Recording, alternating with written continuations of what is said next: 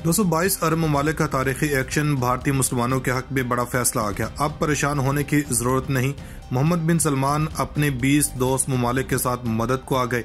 बाबरी मस्जिद की तारीख दोहराने की तैयारी करने वालों पर क़यामत टूट पड़ी। भारतीय ईवानों में खलबली मच गई। आसाम, उत्तराखंड, त्रिपुरा के बाद उत्तर प्रदेश के मुसलमानों को बड़ी खुशखबरी और इंतहा पसंदों को अब तक की बड़ी खबर सुना दी। 22 अरब ममालिक ने आज तारीख रकम कर दी। अब भारत क्या बल्कि दुनिया का कोई भी मुल्क इस्लाम दुश्मनी की जुर्रत नहीं करेगा। उम्मत मुस्लिमा के रहनुमाओं के इत्तेहाद ने बाजी पलट कर रख दी। मुसलमानों और मसाजिद पर हमले करने वालों की सीटी गुम हो गई। अमीर कतर और कुवैत ने सफ़े अव्वल में आकर मोदी पर क़यामत बर्पा कर दी। अब किसी भी सूरत इस्लाम दुश्मनों को बर्दाश्त नहीं करेंगे। हिंदुओं की रातों की नींदें हराम हो गई। अरब ममालिक के फैसले से इस्लाम दुश्मनों पर क़यामत टूट पड़ी। दिल्ली के ऐवान लर्ज उठे। 90 लाख हिंदुओं को बड़ा झटका। बात अब अरब ममालिक से बढ़कर मुस्लिम ममालिक तक आ गई। मुसलमानों की नस्लकुशी भारतीय सरकार को ले डूबी। आरएसएस जिस बड़े हमले के चक्कर में थी वो नाकाम हो गया।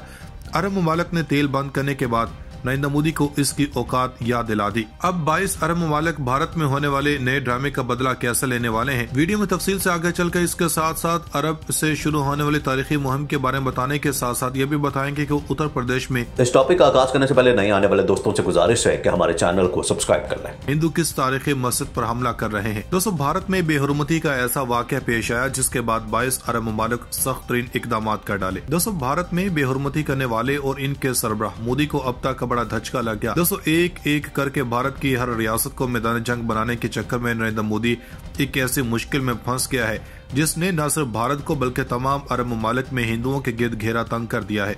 दोस्तों करीब एक माह कबल भारतीय रियासत आसाम और उत्तराखंड और त्रिपुरा के बाद उत्तर प्रदेश में हिंदुओं की जन्म से जो कदम उठाया गया, इसने एक बार फिर से अरब ममालिक का पारा हाई कर दिया। दोस्तों 22 अरब ममालिक ने शहजादा मोहम्मद बिन सलमान की सरबराही में कौन सा बड़ा एक्शन लेने का फैसला किया है, इसके बारे में तफसील में जानने से कबल उत्तर प्रदेश में पेश आने वाले वाक़े के बारे में मुख्तसर सी बात करते हैं। दोस्तों शाही ईदगाह के नाम से जाने जाने वाली भारत की दूसरी बड़ी तारीखी मस्जिद की बात करें तो रियासत उत्तर प्रदेश के जिला मथुरा में शाही ईदगाह की तामीर मुगल शहनशाह औरंगजेब ने करवाई थी, जो एक मस्जिद होने के साथ ईदगाह भी है और इस मुनासबत से इसे शाही ईदगाह कहा जाता है। लेकिन भारत में सख्त गिर हिंदू तंजीमों का एक जमाने से ये मुतालबा रहा है कि अयोध्या की बाबरी मस्जिद, मथुरा की तारीखी ईदगाह और बनारस की गयान वापी मस्जिद मंदिर तोड़कर बनाई गई थी, इसलिए वो इस पर फिर से मंदिर तामीर करना चाहते हैं। दोस्तों इन तीनों मसाजिद का ताल्लुक रियासत यूपी से है। इसमें से बाबरी मस्जिद को पहले मुनहदम किया जा चुका है और भारतीय सुप्रीम कोर्ट की इजाजत से वहां मंदिर की तामीर का काम जारी है। अब इन तंजीमों की नजर मथुरा की ईदगाह और बनारस की ज्ञान वापी मस्जिद पर है, जिन्हें मुगल शहनशाह औरंगजेब के दौर में तामीर किया गया था। हालांकि मुस्लिम तंजीमें सबूत और शवाहिद की बुनियाद पर हिंदुओं के इन दावों को मुस्तरद करती रही हैं और इसका अदालत में भी केस जारी है। लेकिन इसके बावजूद हिंदू तंजीमें काफी अरसे से ये मुहिम चलाती रही हैं कि वो मस्जिद को हटाकर इस मुकाम पर मंदिर तामीर करेंगी। दोस्तों शाही ईदगाह के पास ही एक कदीम शानदार मंदिर भी कायम है।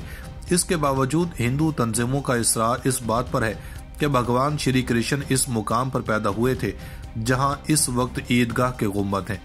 दोस्तों इस वाक़े के बाद अंस हक्कानी ने इस पर शदीद गम और गुस्से का इजहार करते हुए कहा कि अगर भारत में ये काम करने की कोशिश की गई तो इसका इंतकाम लिया जाएगा। दोस्तों अब सऊदी वली अहद मोहम्मद बिन सलमान और अरब ममालिक ने मोदी से तमाम हिसाब बराबर करने का फैसला किया है। दोस्तों खून का बदला खून और पत्थर का बदला पत्थर से लेने का हक इस्लाम मुसलमानों को देता है और भारत में होने वाले वाक़े के बाद बर्दाश्त की हद खत्म हो चुकी थी।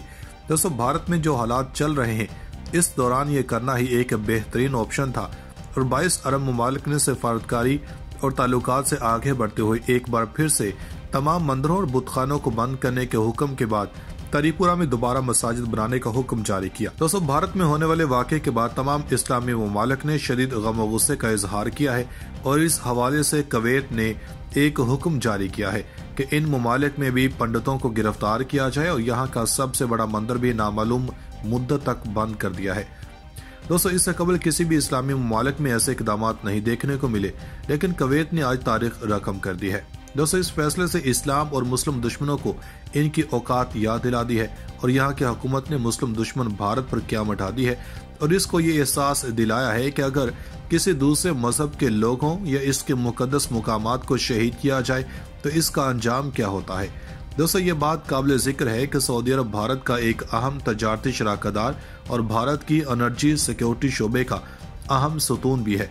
सऊदी अरब भारत की खाम तेल की 17% या इससे जायद और LPG की 32% जरूरियात पूरी करता है। दोनों मुल्कों ने 2014 में दिफाई ताउन के एक मुआहदे पर दस्तखत किए थे, जिसके तहत मुश्तरका दिफाई पैदावार और मुश्तरका फौजी मशकें बिलखसूस बहरी मशकों के इम्कानात तलाश करने की बात की गई है। भारत के सऊदी अरब के साथ ताल्लुकात भी काफी मुस्तहकम है।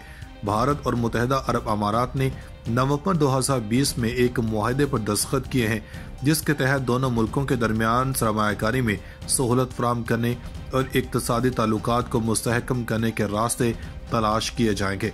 आपको याद होगा कि नवंबर 2020 में ही नई दिल्ली ने सरमायाकारी के हवाले से भारत मुत्तहिदा अरब अमारात जॉइंट टास्क फोर्स की 8वीं मीटिंग की मेजबानी की थी। कोविड-19 की वबा की वजह से ये मीटिंग वर्चुअल फॉर्मेट में मुनक्किद करना पड़ी। इस जॉइंट टास्क फोर्स का कयाम 2012 में हुआ था।